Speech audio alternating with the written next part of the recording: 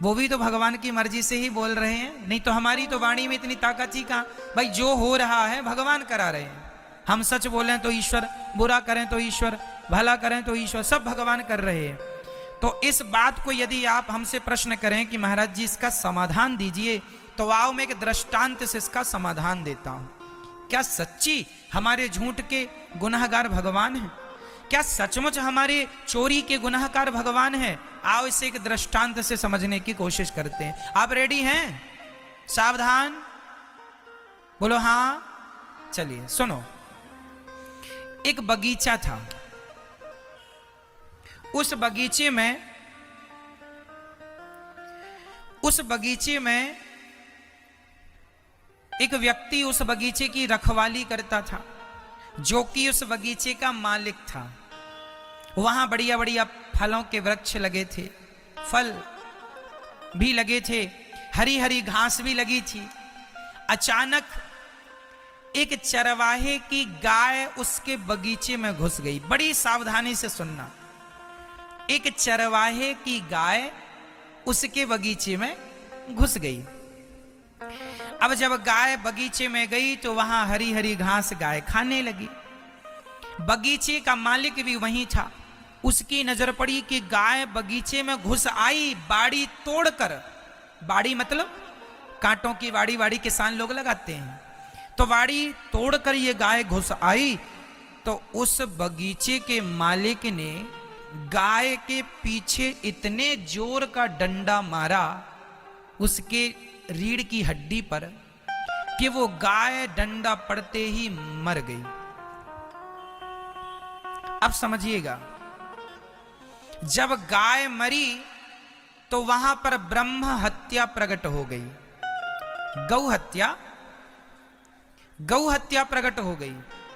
तो गौ हत्या को देखकर वह बगीचे का मालिक बोला, तुम कौन हो? उसने कहा, मैं गौ हत्या हूं, तुमने गाय को मारा, अब मैं तुम्हें आऊंगी तुम्हारे ऊपर। तुमने पाप कर दिया, गाय को मार डाला तुमने। तो वो बगीचे का मालिक बड़ा चतुर था। उसने कहा कि गाय को हमने थोड़ी मारा है। तो गौ हत्या ने कहा, मारा किसने? बोला, मारा है इन हाथों ने। यदि हाथ ना उठते कैसे मरती गाय? तो जिम्मेदार ये हाथ हैं। तो हाथों के देवता कौन? इंद्र। हाथों के देवता शरीर के हर अंग के देवता होते हैं, तो हाथों के देवता कौन? तो उस बगीचे के आदमी ने अपनी चतुराई से गौ हत्या से कहा कि ए हत्या, तू जा इंद्र के पास और इंद्र को लग जा। तो हत्या गई इंद्र के पास। अब इंद्र ने देखा, कौन हो? मैं गौ हत्या हूं, यहां क्यों आई हो? बोले, आपने मारा है गाय को। इंद्र बोले, हम तो यही हैं, यहां तो गाय हमने मारी नहीं। बोले, नहीं, वो बगीचे का एक आदमी है, उसने कहा कि तुम हाथ पर बैठते हो, और हाथ ने गाय मार डाली। इंद्र समझ गए मामला कि बड़ा चतुर आदमी है। हेक्टिक शूट्स ते पीरियड्स दी गिली फीलिंग मैं इस तरह हैंडल कर दिया। चलो टेस्ट करिए। Stayfree secure cottony XL तेज अब्जॉर्ब करता है ते जिवें तुसी वेख सकते हो पेपर लगभग सुखा है, मतलब इंस्टेंट ड्राई फील। अगर असी 12 घंटे दी एवरेज फ्लो तो भी ज्यादा लिक्विड दा टेस्ट करिए ता स्टे फ्री सिक्योर एक्सेल जल्दी अब्जॉर्ब करके लीकेज की टेंशन खत्म करता है। स्टे फ्री सिक्योर एक्सेल 12 घंटे तक दा कंफर्ट ते प्रोटेक्शन। तुम कलरफुल हो और हर दिन अपने ड्रीम्स में नए कलर्स भरते हो। You always paint a lives with happiness. तुम्हारे चॉइसेस और अचीवमेंट्स सिर्फ तुम्हारे नहीं हैं, they teach me what it means to be free. You do so many things to make us happy, और तुम वो भी करते हो that makes you happy, and I love you for that. तुम मनुष्य मृत्यु लोक का आदमी खोपड़ी में भले अच्छा सोचे ना सोचे, ऐसी सोच जरूर रखता है बचने बचाने की, कि कैसे बचूं। तो इंद्र भी कम चतुर नहीं। इंद्र ने कहा, अच्छा ये बताओ गौ हत्या, कि यदि हाथ ने मारा तो हाथ तो तब ही मारते ना, क्योंकि हाथ तो मन के अधीन है, बुद्धि के अधीन है। भाई बुद्धि ने आदेश दिया मारो, तब ना मारा। तो जाओ, बुद्धि के देवता भगवान ब्रह्मा है, जाओ ब्रह्मा जी के पास। अब हत्या ब्रह्मा जी के पास गई। ब्रह्मा जी लो हमें। ब्रह्मा जी बोले कहां से आई हो? बोले मृत्यु लोक से, इंद्र के पास, इंद्र के पास से आपके पास। पूरा मामला ब्रह्मा जी ने समझा। ब्रह्मा जी बोले एक काम करो, अरे बुद्धि भी क्या करती, हाथ भी क्या करते, यदि पांव ना चल के जाते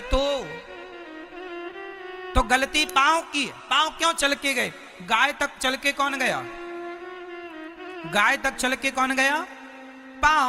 इसलिए पांव के देवता हैं भगवान नारायण। चरणों के देवता कौन? चरणों में भगवान का वास होता है। इसलिए कोई भी आदमी हमेशा चरणों का ही स्पर्श करता है, क्योंकि चरणों में भगवान श्रीमन नारायण का वास होता है, इसलिए चरण छुए जाते हैं। जाओ नारायण के पास। अब गौ हत्या गई। भगवान नारायण लेटे थे क्षीर सागर में, माता भगवती लक्ष्मी जी चरण दबा रही थी। आ गई हत्या। भगवान बोले कहो कौन हो? हम गौ हत्या है। तो यहां क्या कर रही हो? बोले मृत्यु लोक से इंद्र के पास, फिर ब्रह्मा जी के पास, अब आज आपके पास आई है। भगवान बोले किसने भेजा है? बोले मृत्यु लोक का एक आदमी फलाना बगीचा है वहां पर रहता है। भगवान बोले जरा 2 दिन रुक जाओ, मैं कंफर्म करता हूं। अब आप बताइए उस गौ हत्या का मूल अधिकारी कौन है? वो व्यक्ति, बगीचे का मालिक, या इंद्र, या ब्रह्मा, या भगवान नारायण? बताइए कौन? बोलो मेरी मां। भगवान बोले चलो मैं निर्णय लेता हूं। तो भगवान ने एक चरवाहे का रूप बनाया। भगवान ने चरवाहे का रूप बनाया और भगवान ने गाय ली और फिर भगवान गाय चराने चले गए उसी के बगीचे के बगल में। और फिर भगवान की कृपा से वो गाय बगीचे में घुस गई और वो बगीचे का मालिक फिर आया। और जब आया तो उसने गाय को फिर लाठी से मारना चाहा, तो भगवान ने रोका, भैया भैया हमारी गाय धोखे से घुसाई, जरा माफ करो माफ करो। तो भगवान ने पूछा क्यों, ये बगीचा किसका है? बोला मेरा है, मेरा। बोले ये डंडा किसका है? मेरा है, मेरा। ये हाथ किसका है? मेरा हाथ, मेरा। देख रहे हो पावर? मेरा हाथ। ये पांव किसके हैं? मेरे पांव। मेरा पांव। ये जो बुद्धि है तेरी, ये किसकी? मेरी बुद्धि है, मैं बड़ा आदमी हूं यहां बगीचे का। भगवान बोले पागल, जब बगीचा तेरा, हाथ तेरा, पांव तेरा, तो हत्या भी तेरी ही हुई। ये ब्रह्म हत्या अपनी रख, चल यहां से। ये जो ब्रह्म हत्या तूने की है, वो गौ हत्या जो तूने की है, उस गौ हत्या का अधिकारी, उस पाप का अधिकारी भी तू, चल पाप भोग। होशियार बन रहा है? सोचो, अब समझना इस बात की गहराई को। हम लोग कहते हैं ये घर मेरा है, ये पत्नी मेरी है, ये पुत्र मेरा है, लेकिन हम कहते हैं ये पाप हमारा नहीं है, ये पाप तो भगवान की मर्जी से हुआ है। लो, पत्नी तुम्हारी, पैसा तुम्हारा, शरीर तुम्हारा, मीठा मीठा गप, कड़वा कड़वा थू थू थू थू, मीठा मीठा गप, कड़वा कड़वा थू, ये तो अच्छा नहीं हुआ। मेरी मां, यदि आपके अंदर ये विचार हो कि ये पत्नी भी भगवान की, पुत्र भी भगवान का, घर भी भगवान का, पैसा भी भगवान का, ये संपत्ति सब रघुपति के आही, ये शरीर भी भगवान का, यदि आपने समर्पण कर दिया, नाथ मेरा सब कुछ आपका है, तो फिर तुम जो पाप करोगे ना, वो पाप भी सच्ची भगवान का ही माना जाएगा। लेकिन आप कहो कि घर मेरा, पत्नी मेरी, पुत्र मेरा, परिवार मेरा, पैसा मेरा, पद मेरा, प्रतिष्ठा मेरी, शरीर मेरा, लेकिन पाप भगवान का, तो साहब ये बात तो कहीं तर्क पे बैठ नहीं रही है बराबर, कसौटी पर। सब तुम्हारा है तो फिर पाप भगवान का कैसे हो गया? फिर झूठ जो तुमने बोला है तो झूठ की अधिकारी तुम ही कहलाओगे, भगवान क्यों कहलाएगा? बोलो मेरी मां, पत्नी तुम्हारी है, सब तुम्हारा है और झूठ भगवान का। वाह! यदि आप सच्चे भक्त हैं और आप कहते हैं कि सब कुछ भगवान का है, यदि आप दिल दिमाग मन बुद्धि से मान लेते हैं कि ये सब कुछ ईश्वर का है, तो मैं आपको लिख कर देता हूं, यदि तुम मान लोगे कि ये शरीर भगवान का है तो तुम्हारा हाथ कट जाएगा, जरा सा भी तुम्हें दर्द नहीं होगा, क्योंकि मान लिया है तुमने भगवान का है, तो दर्द भी भगवान को होगा, तुम्हें नहीं होगा। ये उच्च कोटि की साधना और भक्तों के लक्षण है। कई भक्तों की कथा आती है जिन भक्तों के लोगों ने हाथ काट दिए थे। सदन कसाई की कथा मैंने आपको सुनाई, कई महीने पहले सुनाई थी, दोहरा देता हूं आपको। सदन कसाई था, उसके पास एक शालिग्राम भगवान जी थे। शालिग्राम भगवान जी से वो मांस तौलता था, उसी शालिग्राम से वो 2 किलो भी तौल देता था, 10 किलो भी तौल देता था, 5 किलो भी तौल देता था। किसी साधु ने कहा, अरे पगले, ये शालिग्राम भगवान है, इसे तुम तराजू में रख करके बताओ, मांस तौलते हो, बड़ा तुमने गलत व्यवहार किया। तो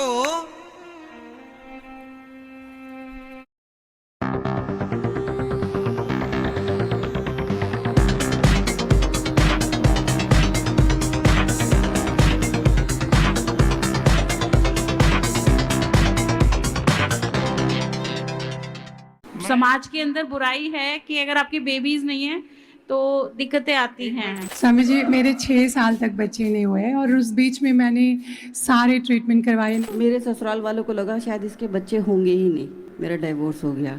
सब लोगों को ये लगता था कि इन लोगों की प्रॉपर्टी तो अब हमारी है। बल्कि ये बातें बड़ी दुख देती हैं कि भाई हमारे बच्चा नहीं हुआ, तुमने हमारे माल पे नजर रखनी शुरू कर दी। स्वामी जी 2010 में मेरा विवाह हुआ था और हमने बहुत ट्रीटमेंट लिए एम्स में, डॉक्टर अलका कृपलानी जी जो HOD थी, फिर फोर्टिस में, मैक्स में, जगह जगह दिखाया और अनएक्सप्लेन इनफर्टिलिटी बोल दिया उन लोगों ने। 1996 में शादी हुई थी, उसके बाद में बच्चा नहीं हो रहा था, तो हमने 2009 में इलाज शुरू करवाया था। उन्होंने बोल दिया बच्चा नहीं होगा और आप ऐसा करो और आप है ना टेस्ट बेबी ट्यूब से बच्चा करवा लें, उसकी भी कोई गारंटी नहीं है। क्योंकि मुझे रूबेला था, वायरस था, तो बच्चे का ग्रोथ ही नहीं होता था। मेरी मां सदन कसाई जो थे, उन्होंने संत जी ने कहा कि आपने भगवान को तराजू में रख के मांस तौला, ये तो भगवान का बड़ा अपमान कर दिया आपने। एक काम करो, ये भगवान जी हमें दो, हम इनकी पूजा करेंगे, दूध दही बढ़िया।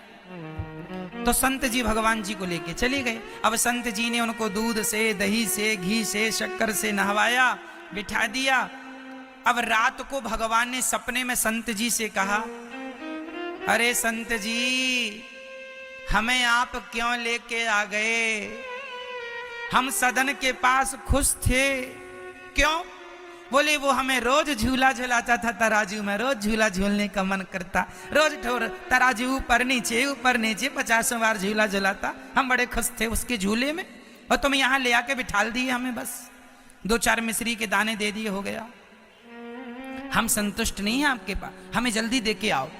आधी रात को बाबा जी को सपने में भगवान ने कहा दे के आओ। बाबा जी जागे और सदन के घर का दरवाजा खटखटाया, भैया खोलो। सदन से ठाकुर जी दिए, ये तुम्हारे भगवान हैं, तुम्हारे पास आने को मचल गए। सदन के सुनते ही आंखों में आंसू, वाह प्रभु, धन्य हो गया मैं, सारी दुनिया आपसे प्यार करती है, मैं सफल हो गया कि आप हमसे प्यार करते हैं, आपने हमें चाहा है।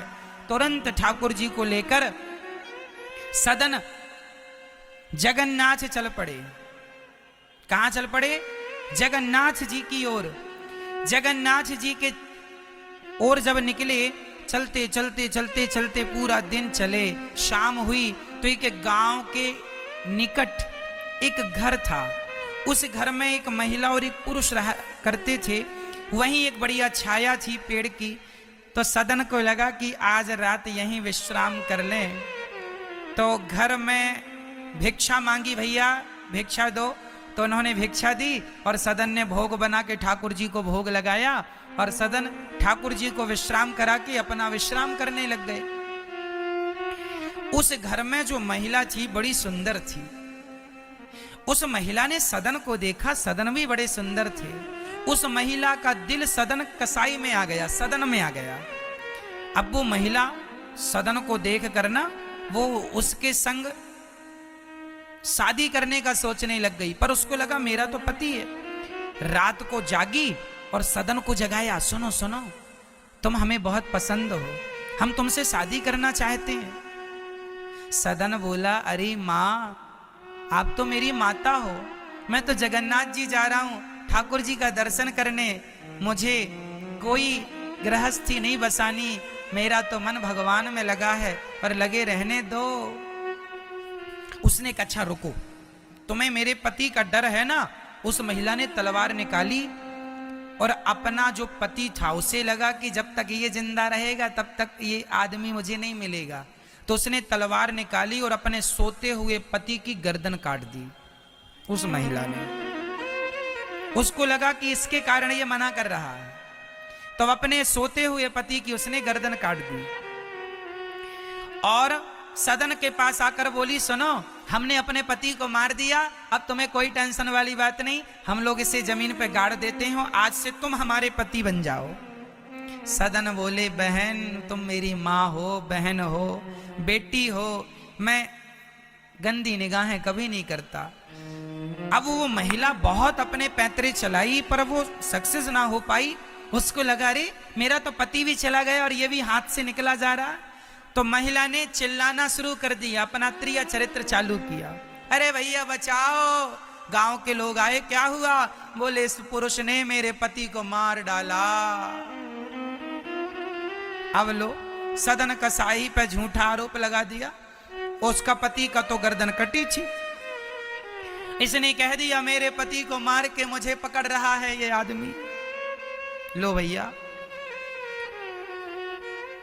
सवेरा हुआ, गांव के लोगों ने सदन को खूब मारा और मार के राजा के सामने खड़ा किया। सदन बोले, वाह भगवान, अच्छा पिटवाया आपने। सोनम, पता है खाने के बाद बेबी स्किन से मॉइस्चर गायब हो जाता है। मिस्टर इंडिया है क्या? हम पहले दिन से जॉनसन्स बेबी सोप यूज करते हैं जो स्किन को रखे clean, moisturised and super soft. क्यों है ना नानू बुद्धू? जॉनसन्स बेबी प्रोटेक्शन पहले दिन से। ये नेशनल बास्केटबॉल फाइनल्स का आखिरी मोमेंट है जहां देश की दो टॉप मोस्ट टीम्स एक दूसरे के खिलाफ खेल रही हैं और ये बास्केट से कर्नाटका फिर से आगे। शाबाश शाबाश, अभी भी 20 सेकंड बाकी है, हम अभी जीत सकते हैं। एक और बास्केट, कमाल का शॉट। ये बास्केट बहुत जरूरी है, अगर तूने डाला तो हम जीत जाएंगे। Come on.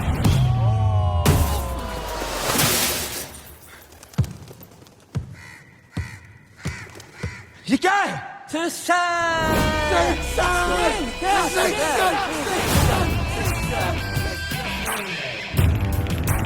आप कोच बहुत अच्छे हो। क्या बात हो गई? चक्कर वक्कर चल रहा है क्या तेरा? लेकिन आदमी सुअर हो। असिस्टेंट कोच ने अपने सीनियर पर हल्ला बोल दिया। ये कोई जगह पार्क करने की? अदालत इनके टैलेंट का सही उपयोग करना चाहती है। इन्हें 3 महीनों के लिए इंटेलेक्चुअली डिसेबल्ड लोगों की एक बास्केटबॉल टीम को प्रशिक्षित करने का निर्देश दिया जाता है। मैडम 3 महीने तो पागलों को सिखाऊंगा मैं। और 500 रुपए जुर्माना। 500 का पागल बोलने का? 1000 रुपए। अरे पागल तो सभी बोलते हैं मैडम। 5000। ठीक है, जैसी आपकी इच्छा। कोई पाप हुआ होगा तो पिटवा रहे हो। सदन मुस्कुरा रहे हैं भीतर भीतर, ये ठाकुर जी की लीला है। वो समझ, देखो भक्त ना कभी ये नहीं सोचता कि अरे ये हो गए ना, वो ये समझ रहे हैं कि ये भगवान की कोई ना कोई लीला है। सदन को राजा के सामने खड़ा किया गया। राजा ने कहा, सदन को सैनिकों से कहा, इस आदमी के दोनों हाथ काट दिए जाएं। दोनों हाथ काट दिए गए। अब सदन दोनों हाथ, सदन बोला मन में, वाह प्रभु, जैसे खुद हो वैसे ही भक्त को भी बना दिया। भगवान के भी हाथ नहीं है ना, जगन्नाथ जी के भी। तो बोले आपने हमारे भी नहीं रहने दिए, कोई बात नहीं। सदन के हाथ कटे, पर सच्ची बताएं सदन को दर्द नहीं हुआ। सदन के हाथ कटे पर सदन को दर्द नहीं हुआ। क्यों दर्द नहीं हुआ? क्योंकि सदन सच्चे भक्त थे। वो ये जानते थे कि जो हो रहा है वो भगवान की मर्जी से हो रहा है, जो कर रहे हैं जगन्नाथ जी कर रहे हैं, इसलिए पूर्ण विश्वास था। तो जो हो रहा भगवान जी, जो भक्त ये समर्पण कर दे कि नाथ मैं तो आपका हूं, आपने तो हाथ कटवाए जगन्नाथ जी, आप तो सिर भी कटवा देते तो भी मैं आपका ध्यान करना ना छोड़ता, भजन करना ना छोड़ता। शिकायत नहीं की कि तुमने हाथ कटवा दिए। उन्हीं कटे हाथों से भगवान जी के पास गए, और जब गए तो जगन्नाथपुरी पहुंचने के साथ ही भगवान जगन्नाथ जी ने अपने पुजारियों से कहा मेरा भक्त आ रहा है, उसे पालकी पर बिठा करके लाओ। पुजारी पालकी लेकर गए, सदन को बिठाए पालकी पर, और पालकी पर बिठा कर लाए। और सदन ने जगन्नाथ जी को जैसे ही हाथ जोड़कर प्रणाम करना चाहा, अपने आप उनके हाथ उत्पन्न हो गए, प्रकट हो गए, ज्यों की त्यों हाथ आ गए उनके। तो सदन ने भगवान से सवाल किया कि प्रभु जब हाथ लौटाने ही थे आपको तो कटवाए क्यों? तब भगवान बोले बेटा ये तुम्हारे पूर्व जन्म का पाप था, उस पाप के कारण तुम्हारे हाथ कट गए। कौन सा पाप था? तो जगन्नाथ जी ने कहा सदन पिछले जन्म में तुम बहुत बड़े साधु थे, बहुत बड़े साधु थे। तुम जंगल में बैठे तप कर रहे थे, तभी वहां पर एक कसाई एक गाय को लेकर जा रहा था। अचानक वो गाय कसाई के हाथ से छूट गई और तुम्हारे सामने से गुजरी। कसाई ने तुमसे पूछा कि क्या आपने गाय को देखा है? तो आपने अपने हाथों के इशारे से बता दिया गाय इस तरफ गई है। सुनना, गाय की रक्षा के लिए यदि झूठ बोलना पड़े तो उसकी रक्षा के लिए झूठ बोल लेना चाहिए, या तुम्हें झूठ नहीं बोलना तो चुप रहो, कुछ ना बताओ। तो संत जी ने हाथ उठा के बता दिया इशारे से कसाई को कि आपकी गाय इस तरफ गई है। कसाई ने गाय को पकड़ लिया और कसाई ने गाय का सिर काट दिया। वही गाय इस जन्म में वो महिला बन के पैदा हुई और वह कसाई उसका पति बना। पिछले जन्म में कसाई ने गाय को काटा तो इस जन्म में गाय ने महिला बन के अपने पति कसाई को काट दिया। वैसे ही उनका हिसाब चुकता हुआ, पर तुमने हाथ खड़े कर दिए थे तो तुम्हारे दोनों हाथ काट लिए गए। ये तुम्हारे पापों का दंड है। परंतु तुमने भक्ति नहीं छोड़ी, मुझ में निष्ठा नहीं छोड़ी, तो मैंने तुम्हारे दोनों हाथ तुम्हारे भक्ति के बल पर तुम्हें लौटा दिए हैं। ये तुम्हारी तपस्या है। ये सदन कसाई की चर्चा है। ये कथा हमने आपको क्यों सुनाई? ये हमने इस उत्तर पर सुनाई कि भगवान आपने झूठ बोला, हमने चोरी की, तो हमारी चोरी का जिम्मेदार भगवान नहीं है, हमारे पाप के जिम्मेदार भगवान नहीं है, हमारे पाप के जिम्मेदार हम स्वयं हैं। कब हैं? जब आप ये कहते हैं कि ये पत्नी मेरी, पुत्र मेरा, परिवार मेरा, जब सब तेरा है तो तेरे द्वारा किया गया पाप भी तेरा है। लेकिन आप ये मान लें सच्चे हृदय से कि प्रभु ये सब आपका है, तो फिर आपका हाथ भी कट जाएगा तो दर्द नहीं होगा, क्योंकि आपने अपने आप को समर्पित कर दिया है भगवान के चरणों में। प्रभु अब मैं आपका हूं, अब मैं आपका हूं। समर्पण हो जाएगा तब ये बात लागू होगी कि फिर जो तुम बोल रहे हो, कर रहे हो, वो भगवान की इच्छा से हो रहा। बात किस किस को समझ में आ गई? हाथ उठा लो। तो अब आपसे कोई सवाल करेगा कि तुम झूठ बोलते हो, तो झूठ बोलने तो क्योंकि भगवान की मर्जी के बिना तो पत्ता हिलता नहीं है। तो हम लोग जो पाप करते हैं उस पाप का जिम्मेदार कौन? भगवान या हम खुद? बोलो बोलो मेरी माँ, जो पाप हमने किया उस पाप के अधिकारी हम या भगवान? मैया बोल दो ना मेरी माँ, कुछ बोलोगी तो हमें लगेगा कि मेरी माँ सुन रही थी। अब आप गमले की तरह बस बैठी हो, ऐसा लग रहा है गमले रखे हैं, ना सिर हिल रहा है, ना हाँ ना कुछ नहीं। बोलो मेरी माँ, हमने जो पाप किया उस पाप का अधिकारी हम खुद हैं या भगवान हैं? तो फिर आपसे कोई सवाल करे कि महाराज भगवान की इच्छा के बिना तो पत्ता नहीं हिलता, तो क्या जवाब दोगे? भगवान की इच्छा के बिना तो पत्ता नहीं हिलता। तो फिर आप झूठ बोल रहे हैं, चोरी कर रहे हैं, गलत काम कर रहे हैं, वो किसकी मर्जी से हो रहा है? समझ आया ना? इस प्रश्न के उत्तर को समझाने के लिए हमने आपको एक कथा सुनाई है, उस कथा से हमने आपको समझा दिया। बात बैठ गई ना दिमाग में कि यदि आप ये भाव बना लें कि ये कुछ भी मेरा नहीं, यहां तक कि ये शरीर भी मेरा नहीं, तो फिर तुम्हारे पापों के अधिकारी कौन माने जाएंगे?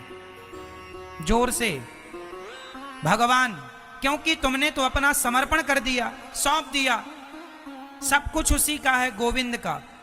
पत्नी पुत्र बेटा बेटी नाच, फिर तो आप सुखी रहेंगे, सब कुछ भगवान का है। कोई जिए कोई मरे, किसी के जीने मरने से कोई, सब जो करेंगे भगवान का है। ये थिंकिंग बनना बड़ा कठिन है, हो जाए तो क्या बात है, लेकिन जब तक ऐसी भावना नहीं बनी तब तक तो फिर वो पाप के अधिकारी हम हैं। पिकनिक